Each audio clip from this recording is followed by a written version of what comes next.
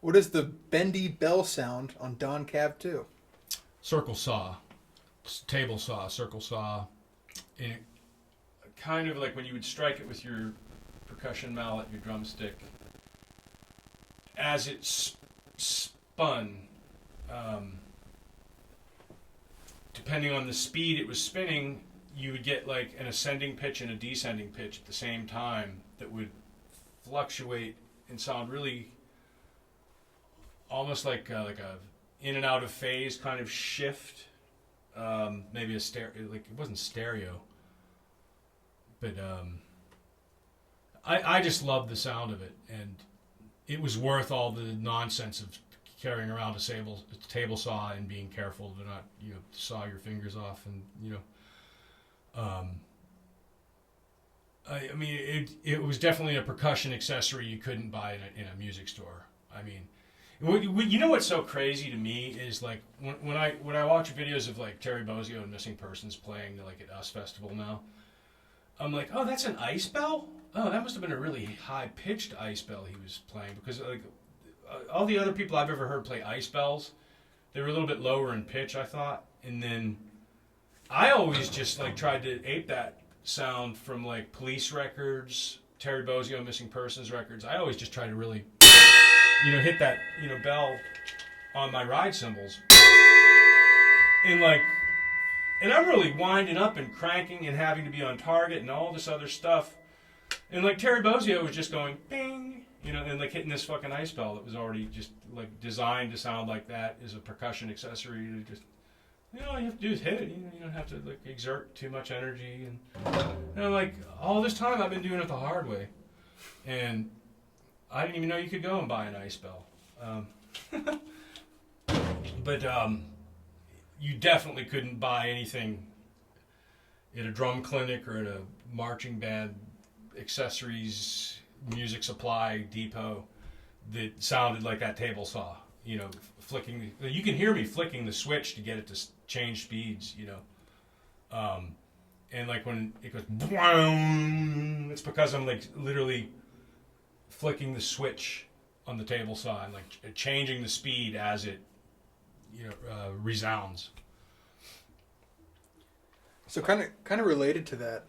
Recently, Ian uploaded a photo of you and him. I think you're holding a table saw and you're doing this, and he has got an electric razor like this. Was that electric razor? Did that have anything to do with the sound effect recording as well? I know what you're talking about. I didn't know Ian uploaded that photo. That's cool that he's the one that did. That is not a table saw. That is me using a disc grinder to try to postpone the lifetime of a cymbal. Like when you get a crack and it just starts and it's only, not even a quarter of an inch, but it's still a crack and you can hear it. If you just kind of make it just a half moon pattern, just kind of grind in with like a half moon kind of,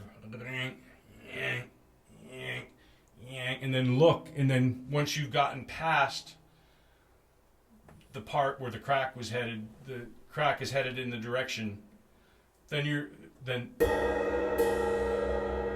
if it sounds good, you've just defeated the direction of the crack that was going in.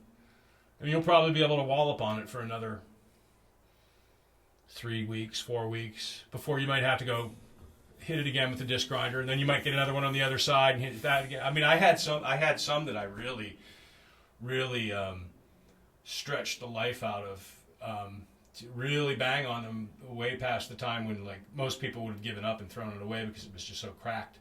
And then sometimes you'd be like, you'd play some outdoors place. There was no dressing room, no anything. So there wasn't even a table to put your little vise on to clamp it in place to work on it with the disc grinder. So sometimes I'd be in that situation.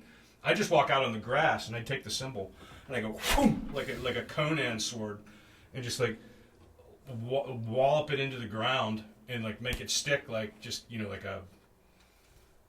like a frisbee would stick in. I don't know, like a kiddie pool full of Jello. I don't know. You just throw the cymbal and get it to stick in the ground so that it was like stuck in the ground and steady enough that you could work on it with the disc grinder and grind the crack out. And so that photo, I know the photo you mean because Ash sent it to me.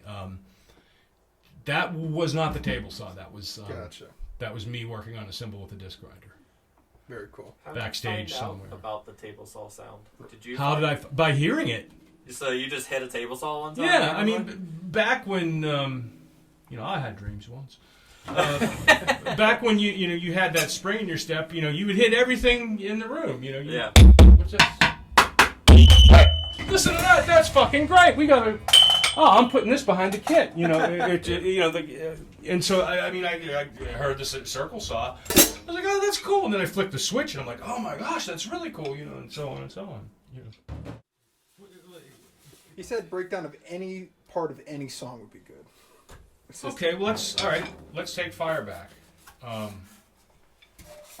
Fireback starts out with an obnoxious open hi-hat.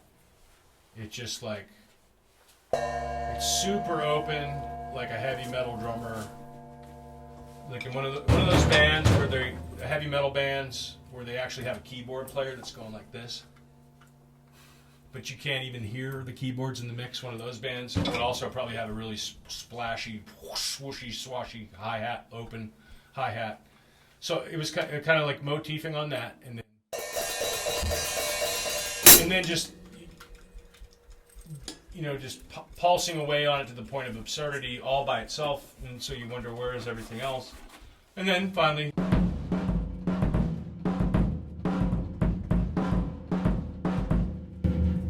I come in with the drum part that cooperates with the guitar part, and actually pretty reserved for Don Cab drumming that song.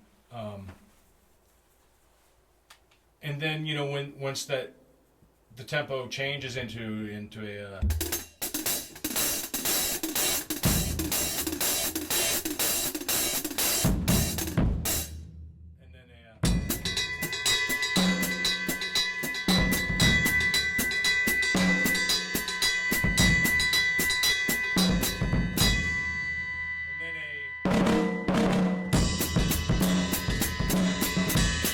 playing along to the guitar parts, complementing the guitar parts, complementing the bass part. Gets very jazzy in that section, and then a breakdown. I don't know. I don't know if I have words to break it down.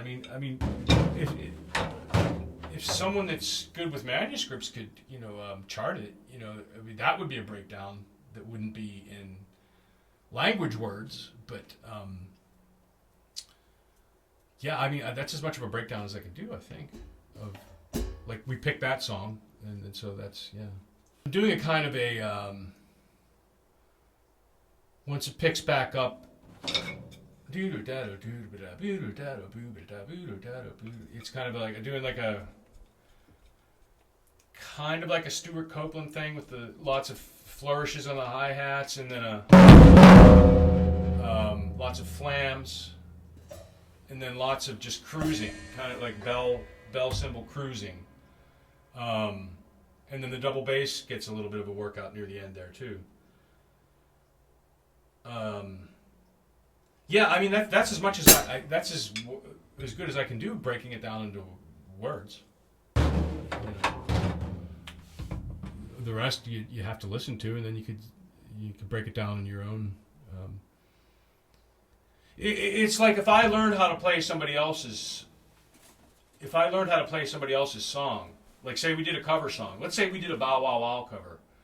I wouldn't be breaking down what Dave Barbarossa did into words. I'd be breaking it down in my own head of rhythm, parts, what drum is that, what cymbal is that, and why? How are they working together in a texture, and so on and so on.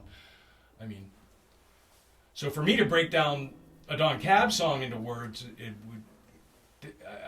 I don't want to use negative words like futile or anything, but it wouldn't accomplish very much. I don't think, to break it down into words.